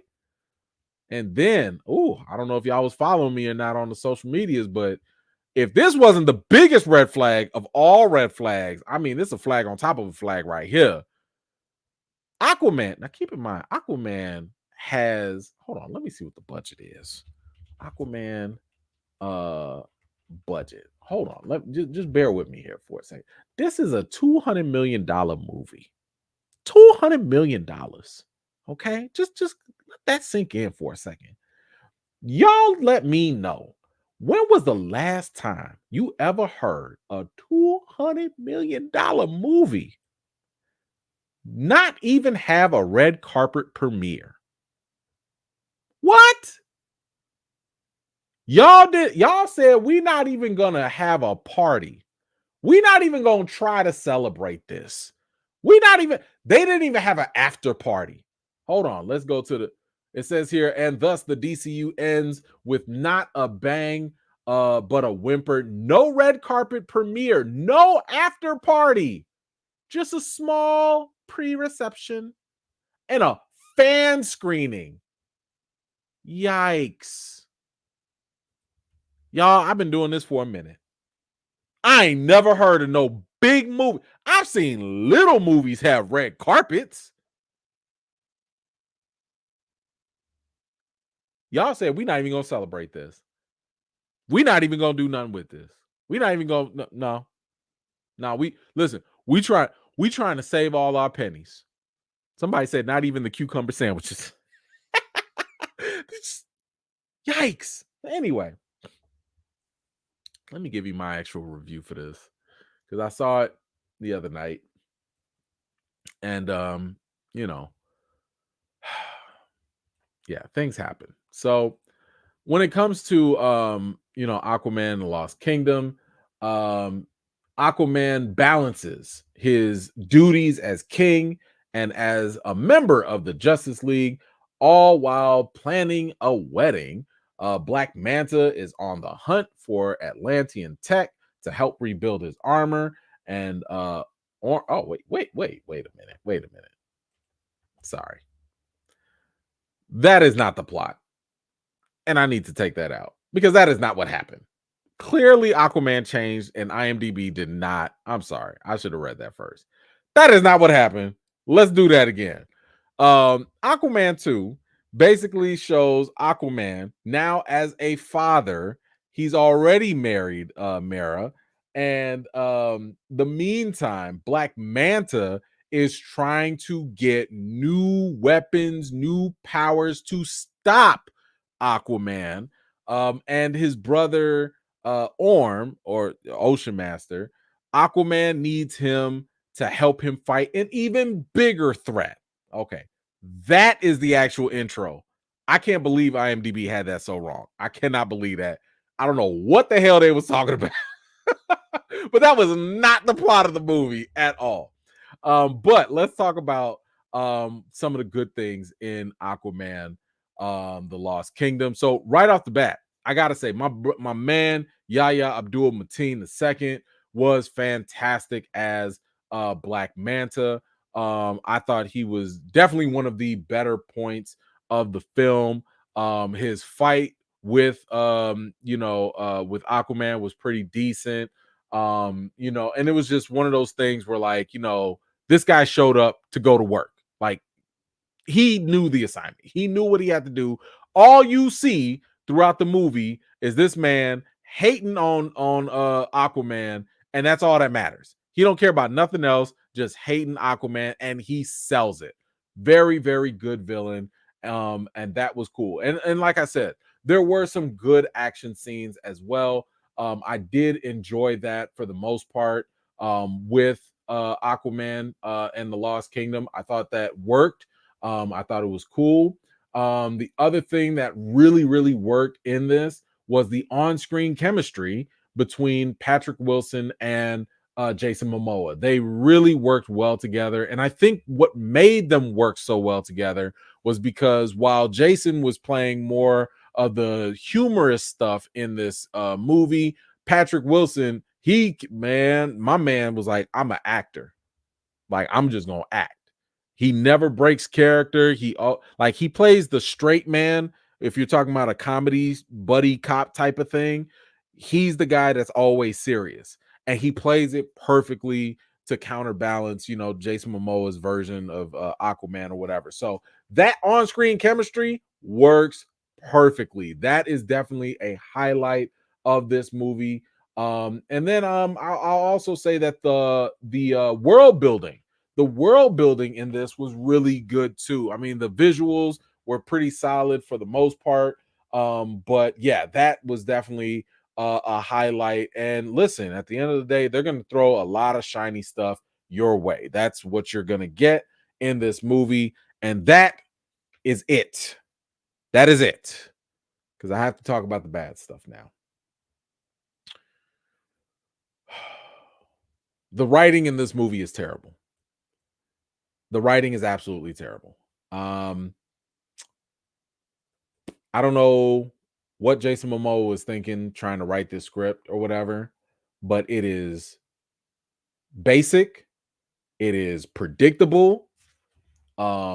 And you have think of, like, when you're watching like an action flick from like the 1980s or something, and you know how like the hero's gonna throw out those cliche catchphrases or something, like I don't know. Let's just say the villain's like, "Sorry, Aquaman, you've run out of time. I'm gonna destroy the world." And then Aquaman will say something stupid like, "Not on my watch." Ha ha ha. Like it's dumb stuff like that. Now, some people are okay with that.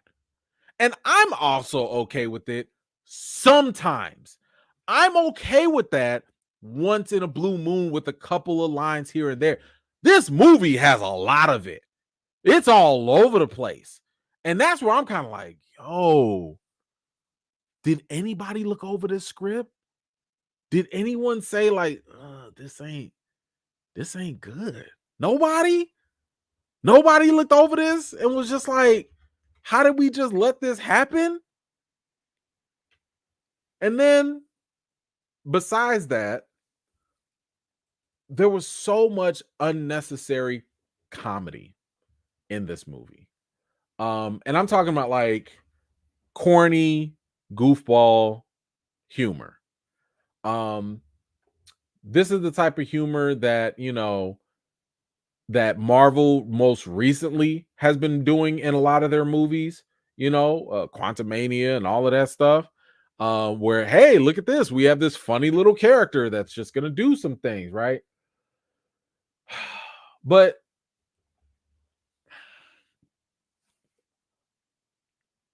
I think one of the biggest problems with the comedy is the fact that it's so forced. But not only is it forced, but like the acting in this movie. Now, I told y'all, Patrick Wilson, great. Yahya Abdul Mateen II, fantastic. Jason Momoa, terrible. Terrible. And here's the thing. I know this is a comic book movie. So I'm not judging it on the same level as an award-winning film. I am not. I'm talking about in terms of basic comic book movies, this was a terrible performance from Jason Momoa. This had to have been the laziest I've ever seen him act. And I've seen him act in other things far better. Far better. Go watch him on on Apple. Much better actor. Watch him on Game of Thrones. Fantastic.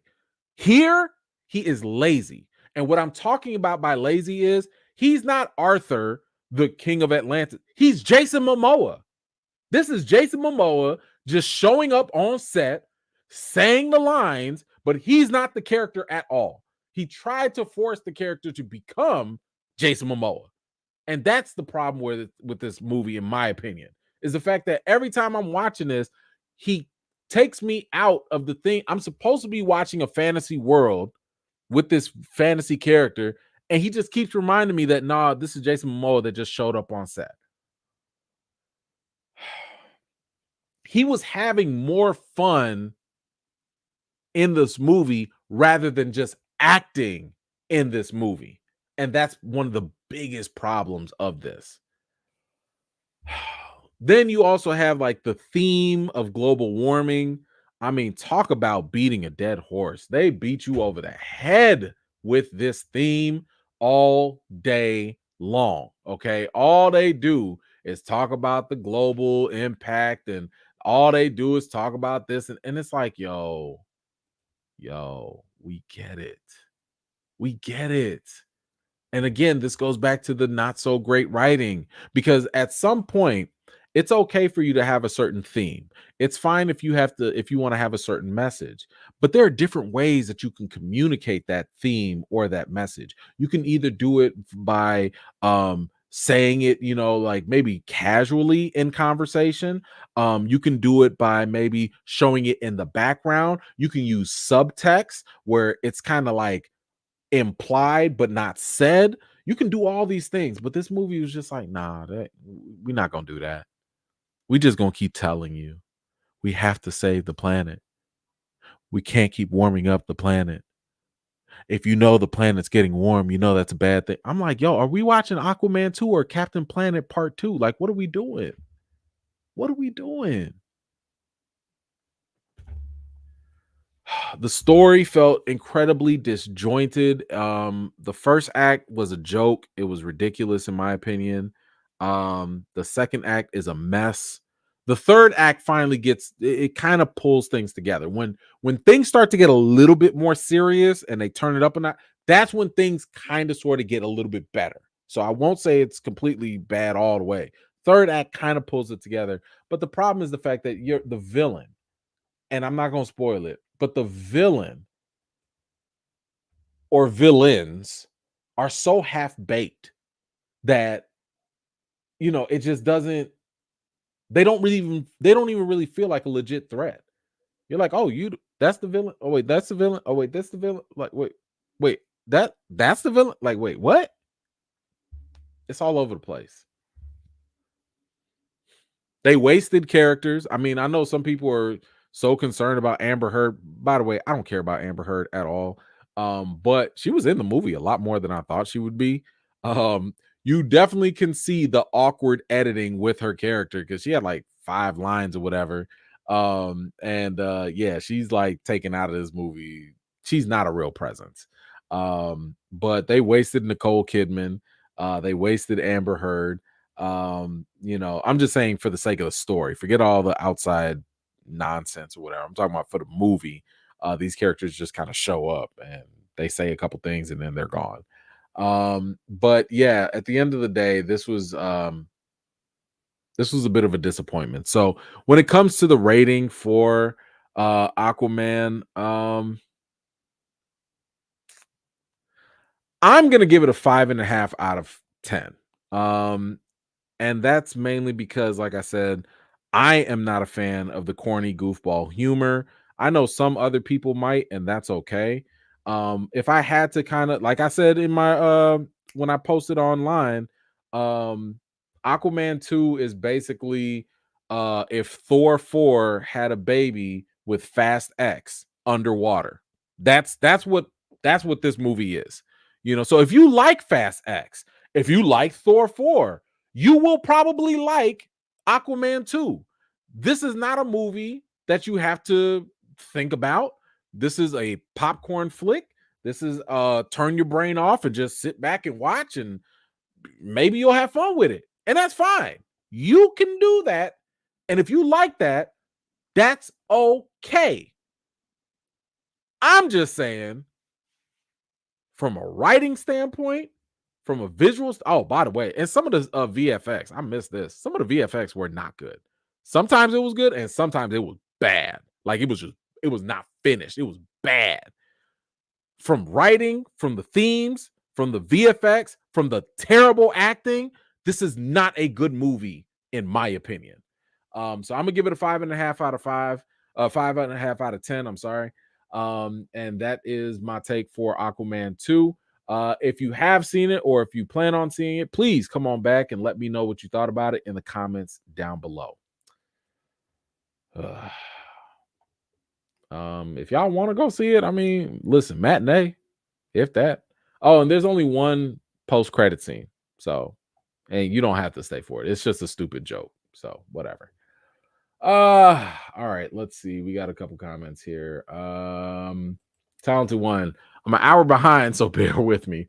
Warrior is the truth, and Netflix doesn't. And if Netflix doesn't continue the series, they're tossing money in the garbage. Merry Christmas to the E fam, and especially to the Bio E fam. Thank you so much, and I'm with you on that. I gotta hurry up and watch season 3. I heard it was really good, so I will definitely catch up. Thank you so much. Frigga, what you got? Well, that's some money that could go to Taraji. Bam. Sure is. Thank you so much, Frigga. Howard, yo, E, if you can you provide some tips on how to become a legit film critic? Let me save that one. I'm sorry, I should have read that first. Let me save that one and I can get that to you. 60 plus, dynamic trio, no review, Aquaman 2. Yes, I just did it. All right, see, you jumped ahead of me. But there you go. Thank you so much. Let's see, Anthony, if you're familiar with the comics, then you know he has never played Aquaman. He is playing Aqua Bro, even in both versions of JL. Yes, 100%. Like, I mean, the whole casting of Jason Momoa was really as a way to counter all the jokes that were made about him, right? Like, people were clowning Aquaman for a long time, riding fish and all the jokes about him talking to fish, they were riding him for a long time and roasting him. Now, when you see Jason Momoa with his shirt off, now people are like, maybe we're not going to talk about him no more. So that was it. He was never cast for his acting ability. That was never the case. And listen, at the end of the day, if Jason Momoa wants to play Jason Momoa, he just needs to be Lobo, because Lobo is Jason Momoa and Jason Momoa is Lobo. That is the perfect. That's like Ryan Reynolds playing Deadpool. Those two things, they are one in the same. They are one in the same. But he was wasting our time with this movie and this role. Sorry, LeVry, what you got? Not on topic, but what do you think on switching to Iron Lad becoming Kang instead of recasting? I'm fine with that, because Iron Lad technically is still a Kang variant, so that would work. I'd be okay with that. I'd have no problem with that at all. Thank you so much for that. Alib, have you seen Origin yet, or other good award movies? Yes. So I have seen Origin. It is fantastic. It's deep. Now, let me just give some people a trigger warning. There are a lot of emotional things that happen in there that could be triggering for some folks. It deals with family loss. It deals with racism, Trayvon Martin, Nazis, Holocaust. It's very triggering depending on whatever it is that you might personally be carrying with you. So if you go into Origin, just kind of sort of know that going in, because it can, it's a lot. It's a lot. But it is fantastic. It is directed by Ava DuVernay. So that was really good. But yeah, if I could give you some other ones, Origin is definitely something to watch. The Color Purple, I strongly, strongly, strongly recommend that y'all go see it in a theater. You want to go see it in a theater. Preferably, if you can, see it with the folks that look like the folks in the movie. Okay, because there are a lot of cultural things in this movie that you can miss if you only watch it at home by yourself on streaming or whatever. But when you watch it in theaters, it is an experience. It is like, listen, I went in there, and I've seen The Color Purple. I've seen like the original, and I went and watched that. I was hooting, I was hollering, I was cheering, I was laughing. Your boy dropped the thug tear here and there. It's a lot, but that is a movie that, and I'm not trying to compare the movies per se, but it reminded me of the theatrical experience with Black Panther. The way Black Panther was when I experienced it with an audience was very similar to what it was like watching The Color Purple. And I went and saw it twice. And it was one of the best movies I've seen of the year. So Origin, Color Purple, American Fiction is fantastic. That is definitely a really, really good watch as well. Um, I mean, y'all already saw Across the Spider-Verse. I think that still should be one of the better ones out there. Here's one for like more art house folks. Maestro. Maestro is not bad. That's the Bradley Cooper movie. It's about Leonard Bernstein. It is about, he's a legendary composer, and it's about his very complicated life. I saw it twice. I thought it was a fantastic movie. Matter of fact, stay tuned, because your boy got a nice little one-on-one, interview that I'll be posting soon. But Maestro, it's on Netflix right now. That's not bad. Check that out as well. That's all I can give you on the top of my head right now. But those should keep you busy there. Thank you, Leave. All right, now let's back up. Let's go back. Let's grab some of these here. Excuse me. All right, Tony. Now, with the DCEU ending, now what do you think went wrong with the universe, with some promise from Zack Snyder, and then WB execs blew it? So what went wrong was, definitely, I put more blame on the WB executives. Like, it had to have been like, at least if we're talking about all of DCEU, I would probably say 70% goes on the WB executives, mainly because they the ones that greenlit everything. They're the ones that actually went ahead and said do this, do this, do this. The 30% or whatever I put on Zack Snyder is just, I've always said that his vision for these characters that everyone knows and loves and is familiar with, um, for the first time of having them on screen in that fashion, he went too alternative with it. He went too outside the box with it. And that's why I don't think it resonated as much as it could have. So, but when it comes to the WB executives, they still dropped the ball. They're still the ones that screwed up his first original version of the movie. They're still the ones that screwed up the Justice League movie. They're still the one that kept green lighting all these other bad movies that just did not do very well. So at the end of the day, and keep in mind, they kept rotating executives. They kept, the company kept going through different executives. And the biggest flop of them all, the biggest fumble, was trying to hold on to the DCEU. They should have tried to reboot it a long time ago. And by trying to keep it for that long, you've waned the trust that people had in the brand. That's why now when James Gunn wants to come out with, some people are like, I don't know.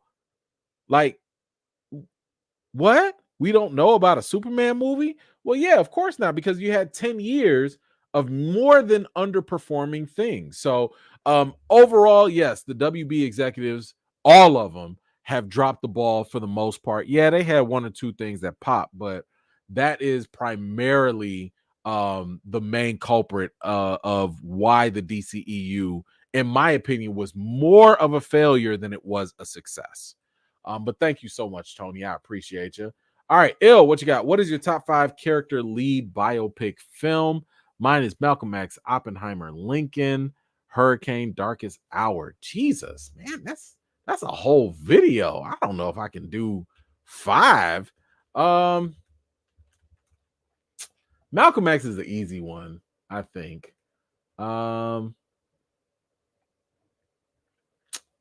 Lincoln would not be up there for me. Can I say Straight Outta Compton? Because I really like Straight Outta Compton. I thought that was a fantastic movie. I think Straight Outta Compton was up there for sure. I'm trying to look at the list now and see if there are any that just come to mind. Malcolm X is definitely number 1 though. I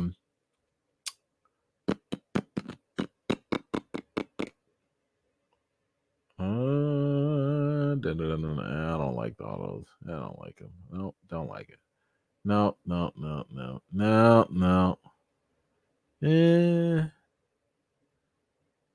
Ray with Jamie Foxx. Fantastic. Love that one.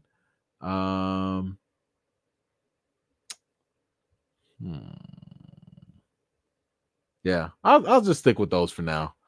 Sorry I couldn't give you the full 5, but I gotta research stuff like that. But yeah, those would probably be it for me on my list. If y'all got some more, let me know, and then maybe I'll see if there are any others. 5 Heartbeats, does that count? I don't know if 5 Heartbeats counts or not. Oh, the Jackson 5, yo, the Jackson 5. I'll watch that all the time. If we could do the Jackson 5, if that can count, I'd do that. I would do that. Let's see. Aleve, I knew I forgot one love. Oh, is that the Bob Marley thing? I don't think we seen that one. Yeah, we haven't seen that yet. That hasn't or I haven't seen it. I probably won't see that until January, if anything. But yeah, that might be closer to when we get to screen it. But thank you for that. I will see it, but I haven't seen it yet. All right, Howard. All right, if you can provide some tips on how to become a legit film critic. All right, so newsflash. And you know what? Maybe I'll make a video for y'all for this one day. That has been something like, maybe I'll do a workshop or something. But here's the thing, right here, right now. If you have an opinion about a movie, you are already a film critic. All right. And I think that literally counts for every single person here. So being a film critic is um the first step is really, or the main difference. Let me just say the main difference. The difference between me and a lot of y'all is just the fact that I talk a lot. You know, I talk a lot, right? Like I am able to articulate and convey my thoughts about a film. And everybody can do it too, right? But you just have to figure out what works for you. Some people are gifted with the pen and the paper. Some can, type up an article. Some can get on video and do that. Whatever it is that will allow you to communicate your thoughts to other people about what you think in a movie, that will get you over the hump right there. Now I'm not gonna give y'all all the tidbits, but I would say once you do that, in terms of being a legit critic, you have to be honest, and you have to have integrity. And what do I mean by that? Not only do you have to be honest with your review, but you also have to be consistent. In other words, um, you know, don't don't change it up on people. Don't sit here and be like, all right, guys, I'm gonna be honest with y'all about this, but I'm just gonna pander on this one, or I'm gonna flake on this one, or I'm gonna do, like, listen, be yourself. Whether you're writing, whether you're on video, be yourself. What y'all see right here is what you get. If for some of y'all that have met me, I would hope that y'all could say this is E-Man. Like, E-Man is not no different in real life. It takes a lot of the stress out of trying to keep up personas and stuff.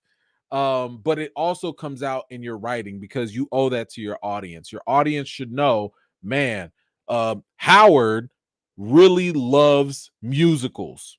I don't know. And if Howard loves musicals and I love musicals, then I know to come to Howard for his opinion about musicals. Whatever. But that's because you being consistent and you being honest. But outside of that, I would just say the other best tip is you have to get started. You have to build up a library, build up a case. So in other words, maybe it's a website, maybe you're going to start writing for other outlets. But whatever it is, start doing something, because you're not, listen, it took me 5 years. No, yeah, 5 years just to start getting some traction.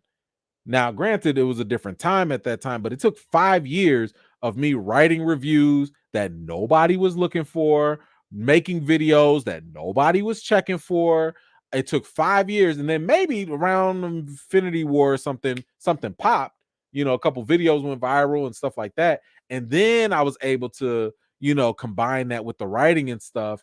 But you have to put in the time. It's just like anything else. You got to put in the time to build up your reputation. Because here's the thing: if you write for an outlet, first thing they're gonna say, show me some of your samples, show me how you write, or show me some of your videos. Or if you're gonna build up a channel, for example, people are not gonna just click on you just because you show up.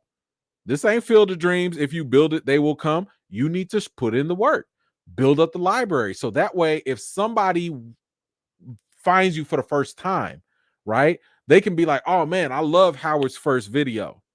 But then they'll go back and be like, oh man, he got like 50 other things. I'm gonna go check that out. Or this guy's legit.